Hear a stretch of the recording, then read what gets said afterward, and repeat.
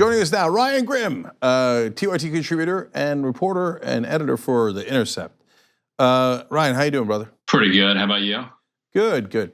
What's your official title at The Intercept? DC bureau chief. Ooh, that's badass. Yeah, but it's a pretty small bureau. So. Nonetheless. Okay. Could you go into the White House press room, press briefings, and yell at the president if you wanted to?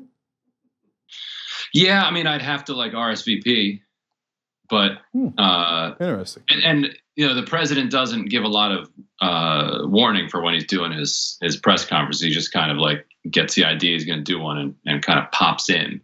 And I'm one of the people that wants to spend my whole day in this kind of sardine can of the White House press room. It's a very 1830s sized workspace. Yeah. And I'm a very 2018 sized workspace person.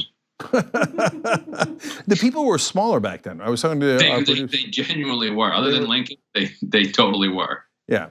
All right. Now let's move on to the elections and important stuff. So I am rating the elections weird. I did my best in explaining what happened at the top of the Young Turks show, but there's. First of all, would we even call this a wave? So let's say the Democrats pick up about 33, 34 seats, which is what they're going to do in the House, but they are going to lose about 4 seats in the Senate. Is that a wave or is that just a win or is that mixed? To win the national vote by 7 points is what people would in the past call a landslide. But in the past, you wouldn't be running up against gerrymandered districts, and so the effect would be a lot bigger. The 2006 pickup is very much called a wave, and if I recall right, that was about 32 seats. So relative to kind of historical comparisons, it's definitely a wave. But relative to what people were hoping for deep down, to see Ted Cruz go down and to see Andrew Gillum become governor, to have those disappointments makes it very difficult to call it a wave, even though it is, if you wanted to use the definitions we've used for the other ones. So you said 2006, you think was 32 pickups? I think so, yeah. Yeah, well, that was considered a giant victory for the Democrats. Huge. That was considered a huge wave, yeah. Yeah, and so this. But they also won the Senate that year, which just psychologically changes the way that you think about what happened in the House. So Ryan, let's go to the core of that, right? So why did they win in the House and lose in the Senate? So, and from talking to a lot of the people in the races that I covered closely, the kind of like populist progressive candidates who ran in these red districts and who hoped against hope that they could convince their neighbors to switch from their Republican identity and support them, their analysis was fairly straightforward, which is that we live in a political climate that is incredibly nationalized. And so if you take Jess King running in Lancaster, that's one of the most unique communities in the country. This is Amish country. Yeah. They've had their own culture going back to like the 1600s there. And you still see the horse and buggies going up and down the street. It's the longest running farmers market in America. But even there, the people door to door loved Jess King. They liked Medicare for all. They loved the idea that she wasn't taking corporate cash. But at the end of the day, a lot of them are just Republicans. They're team Republican. And, a lot of people dismissed the impact that Kavanaugh had on people. But in these red districts, in these rural places where people were going to door, they very much did see the Kavanaugh controversy and how long it dragged out activate people and kind of charge up their partisanship that might have been a little bit dormant. They saw a similar thing with the caravan, believe it or not, that it kind of reinitiated this idea like, oh yeah, I'm on Team Republican. I'm on the team that is with Kavanaugh, that's against the caravan. And I like Jess King personally. I like what she stands for. I don't like the incumbent Lloyd Smucker. He seems like kind of a loser, but he's Team Republican, and I'm going with him. Separately, turnout. 1 second, Sid. Separately, turnout was huge. like for instance, in Jess King's district, they hit the number they were trying to hit when it came to turnout. Yeah, right there. But more Republicans turned out than Democrats. Like, so they didn't think that there was going to be this surge because the in-party, usually declines. This is Sydney. Say hi to Jenk. Hey, Sydney, how you doing? So basically, it was those two things, that there was that Trump succeeded in kind of bringing out his base and keeping them activated in a way that parties in power had not in the past. Traditionally, 2 years after a party takes power, the activist base and the general base, they stay home 2 years later. But he kept the situation politicized for 2 straight years. Every day hammering away and not letting them forget that they're in this existential war. And so on election day, they came out again. So I'm trying to decide if we should pull a BBC and ignore the kid in the room. Okay, so Ryan's got like 28 kids, so this is not the least surprising thing in the world. Okay, don't you have 28 kids? Isn't 20? I think about that. I lose count. Right. By the way, she totally looks like you. Okay, so now, but Ryan, seriously, that's exactly what I think. And so I want to expand on that point a little bit.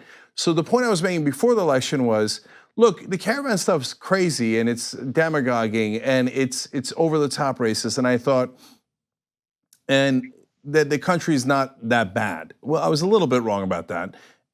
But what I gave Trump credit for is he's trying to get his voters out. Like, he knows getting his voters out is important. On the other hand, who's a national Democratic figure who equally energized the Democratic voter base? And the answer I came up with was basically nothing.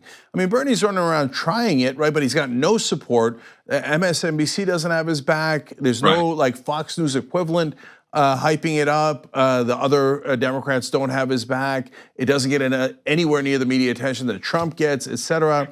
Is that the main issue, that there's this huge disparity in basically free media attention that Trump is swallowing up and thereby energizing his voters while the Democrats don't?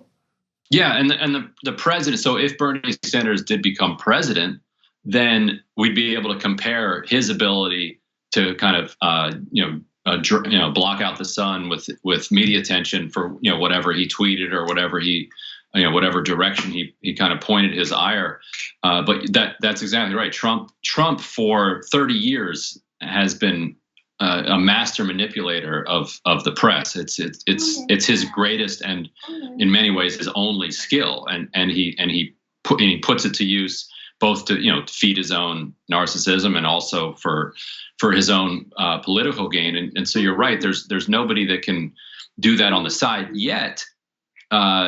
Democratic turnout still equaled Republican turnout, but you're right. What Trump did has never been done in the modern political era, and probably never been done in American history, which is to never stop full-on campaigning and riling up the base. Like, everybody from Reagan to Bush to Nixon, you name all of the previous Republican presidents.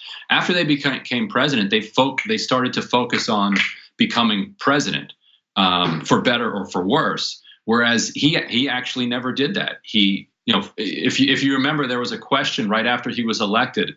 Is he going to keep tweeting the way he has since Twitter was launched? And he answered it within 5 or 10 minutes with some crazy all caps tweet. And he never stopped tweeting, and he never stopped thinking about using the presidency in that way. And it ultimately succeeded in what hasn't really been done in the past, which is to keep the in parties, the party in power's voters interested in voting 2 years later. Ryan, last thing, are you guys thinking of doing an analysis of how progressives did versus more establishment Democrats? Yeah. Because I'm super curious about that, and I honestly don't know the answer. And so Right, Eyeballing it looks like Katie Porter and Cara Eastman had closer races than some of the establishment Democrats, like obviously like Donnelly, et cetera. But I'd love to see that analysis. Yeah, and the initial look shows that it's actually really complicated because something like 2/3 of the incoming Democrats are endorsed by the New Dems, which at first blush tells you, whoa, this is a right-wing, business-friendly, reactionary class that's coming in. But then on the other hand, they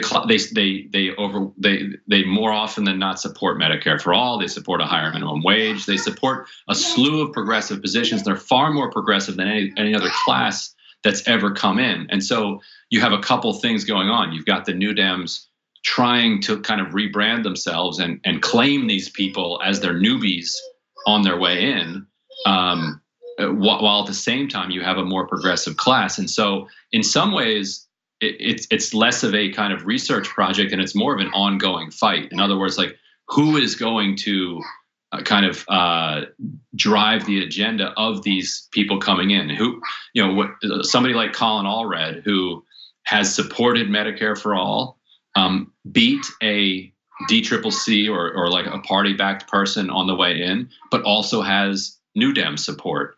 When he gets to Congress, who's he going to feel comfortable around? Is he going to gravitate towards the New Dems, or is he going to talk to the Progressive Caucus? And that becomes a jockeying that's still going on, and it has to do with the incentives. What does Colin Allred see as his best path, to reelection and to a successful time in Congress with the progressives or with the New Dems? So in some ways, we're going to do a much more complete analysis of it, but in other ways, it's actually TBD. All right, Ryan Grimm, DC Bureau Chief for The Intercept and TYT contributor. Thank you for joining us. As always, educational and illuminating. 2 easy ways to follow Young Turks. One is hit the subscribe button down below. Then you're a TYT subscriber. And second is ring the bell. And when you do that on YouTube, you're notified of our videos.